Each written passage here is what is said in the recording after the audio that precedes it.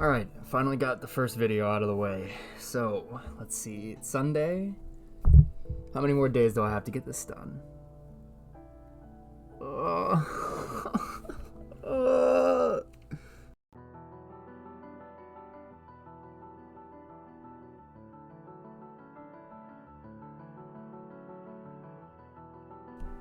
We kick back off from where we last left off at story 1. And Nora is still a little confused and fuzzy about where she's even at after the sandstorm. And the crew of the AZX is none the wiser as to what her condition is. Brid, having to be the realist, fears the worst, but Celine frankly refuses the idea that Nora will potentially die, let alone before they even get her to her final stop. This is when Nora starts to go into depressive episodes due to her lost memories and being confronted with the idea that they could potentially be forced back to the Ark because of them. This pushes her to the realization that she would rather die on the surface rather than going back at all. This depression puts stress on her heart, which unfortunately only makes her condition worse and worse. We speak a little bit with the rest of the AZX crew, but then Brid decides to go and speak alone with Nora. She apologizes for being so blunt, but in the end still ends up giving her an ultimatum. That we will take her as far as we can, but if her condition doesn't improve by the next stop, that we may have to return to the Ark. Nora doesn't really see much of a way out of this, and not being given any other options, agrees to this. But she does give her own condition, which is that if she can't do it herself, that the crew goes to an address, her real one, from before the invasion, and to bury a body of somebody she called her family, if there is a body even there still to bury. The next day we head towards the station in the mountains, and her condition does seem to be slowing, but it's still not great. When she wakes up and starts calling us Lucian, we must resemble him in some way. This is when Brid lets us in on Nora's one condition from before, to which we all assume he must be the family that she was talking about. On the way, we catch Nora in a good mood and finally pop the question of who is Lucian.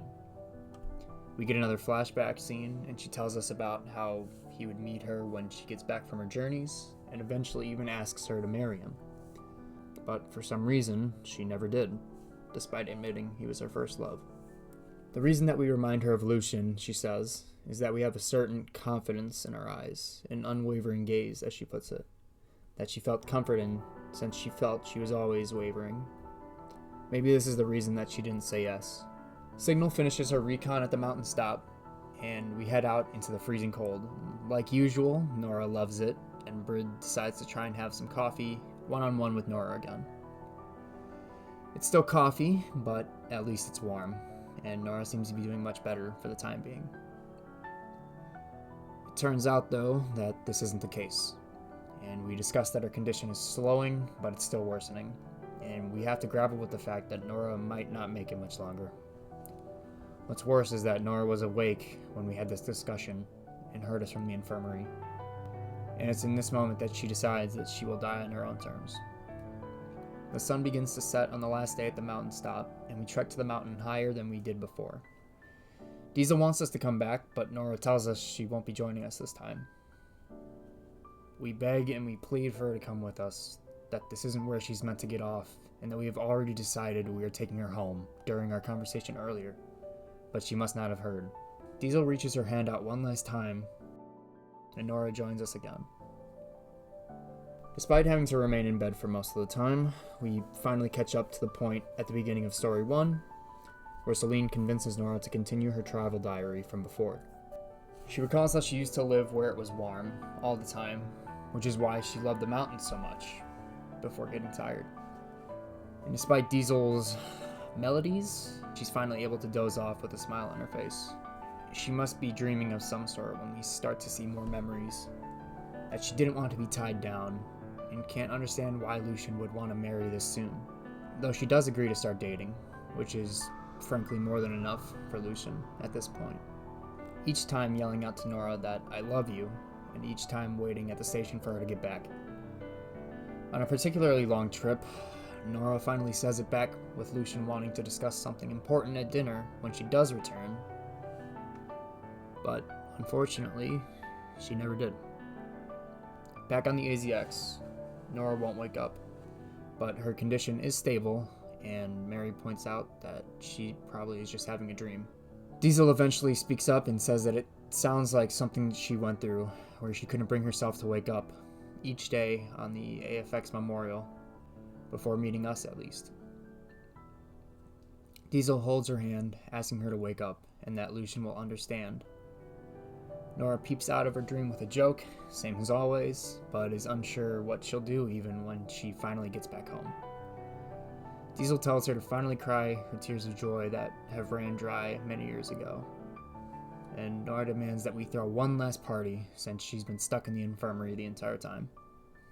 On that night, the train is filled with good food, good friends, and a good spirit or two. When night finally arrives, everyone is either drunk or stuffed, or both, and Diesel keeps singing before nodding off, and Nora finishes the song herself, knowing the last lyric the entire time. But we do finally arrive, and we watch carefully as Nora gets up to confirm the destination, but Mary says she doesn't know what will happen, and that her being up at all is a miracle in and of itself. She takes her first steps out of the train, and Lucian is standing there, same as ever. She cries, and she cries, and she cries. Her home, it's all the same. And in her own way, she lets Lucian know that she loves him, and agrees to marry him right then and there. The trip doesn't last much longer, and we grant Nora's last wish, to be with her to the end, and to send her and Lucian together into the next life. And she promises that her and Lucian will be there to greet us when we finally take back the surface. Terminus of life, end. Just like always, the event is heartbreaking to say the least, but I think it's okay for us to move on to some good news, despite all that.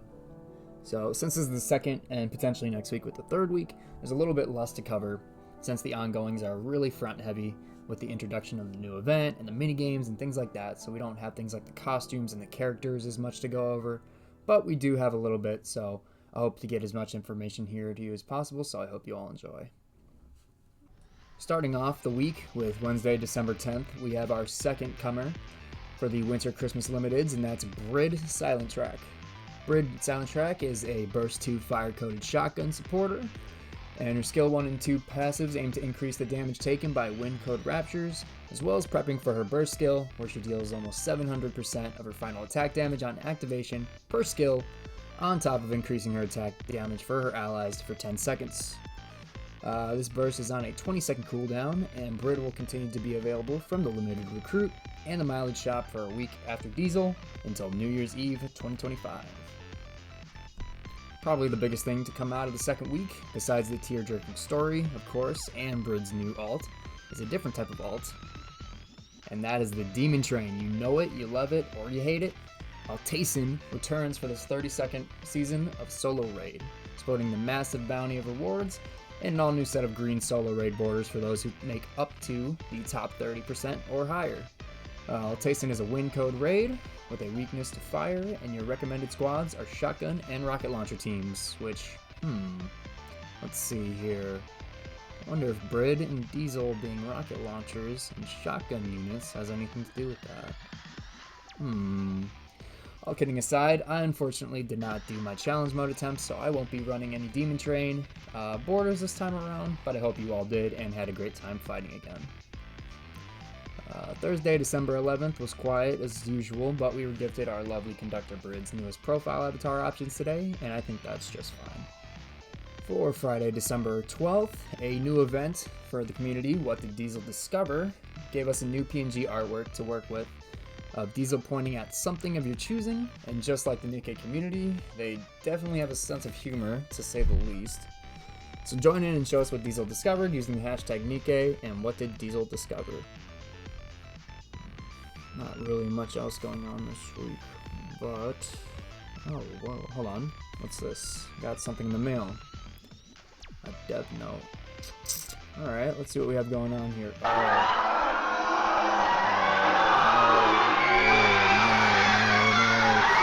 Okay. So people have a lot to say about this, so I urge you to read it for yourself, but here's the rundown for the time being. First off, Direct to You wishes you all a warm winter, and I do as well. Second, the 3.5 anniversary minigame is in the works, and the writing for the 4th anniversary story is underway. Number 3, they hear the feedback that the community gave with our positives and our negatives with the 3rd Annie, and make a big note to apologize for the unsatisfactory surface content in a lot of people's eyes, and realize that they might have a bit more work to do than they initially planned. In order to fix the surface content for us, they aim to include, but not limited to, faster surface movement, which thank you. I know that is people's biggest concern, and I think they realize that here, putting it first and foremost. So our rapid deployment, improve our mobile controls and reduce unnecessary touches, reduce gameplay pressure such as spreading out playtime, reducing the occupation requirements, reducing tyrant HP, removing the battery concept so that occupied areas are permanent, revamp the hospital, and changing the consumption points for surface mats from the factory to hexacode block production, among other things. Just in case you weren't aware, Surface Beta content is still going on for a little longer until December 23rd at 1 o'clock a.m. UTC 6, so hurry up and try and finish to get those exclusive reward contents, and let Shift Up know what else can be improved. So, moving on to 2026, number 4, on top of gameplay optimizations, they plan to reduce the number of collab stories from 3 this year down to 2, which I know will make a lot of people, including myself, very happy. Just might have been a little too much for our wallets and, frankly, our energy, as a lot of things seem to just come one right after the other with no downtime really in between. So focusing on NIKKE's main story in year 4 definitely seems like a good step moving forward. Number 5, no info yet, but they promise an incredible New Year's update, and I know we have our suspicions on who it will be focused on, but we'll have to hold out a little longer for them to reveal what it is, so hopefully next week. Number 6, the New Year's will have a rerun of last year's Rappy Red Hood, starting on New Year's Day 2026, and we now have 2 more characters coming to the Ordinary Recruit Exchange, being Tia and Helm. 5 characters now, with the Naga-Tia duo being much more obtainable to C7 for new and old players, which will last the entire year. Now with the max redeem points being also raised from 600 to 1000. Number 7, and lastly, here is where a lot of discussion and debate as to the specifics of the dev notes come into play.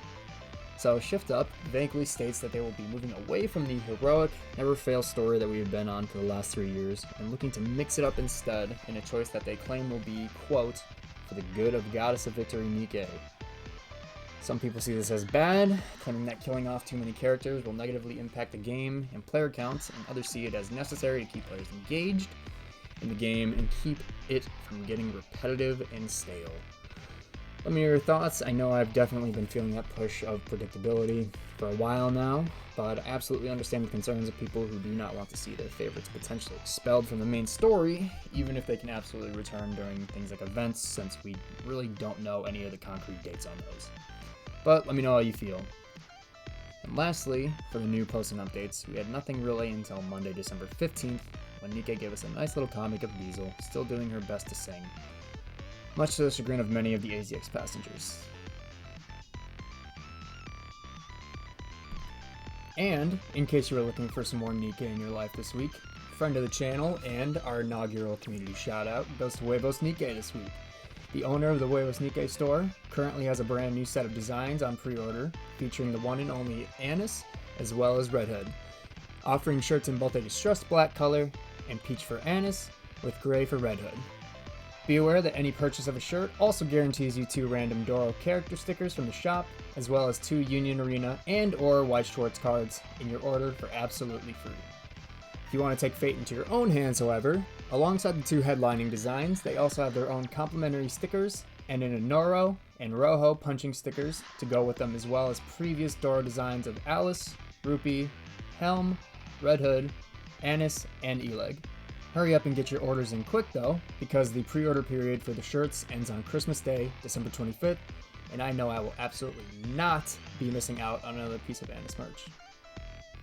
I know this was a short week, but I do hope that I can continue to make these videos for all of you commanders, Nikkes, and citizens of the Ark alike, and continue to chronicle our time together in the world of Nikke. But for now, I've been Midwest Weave. This has been the second edition of This Week in Nikke, and I hope you all have a wonderful day.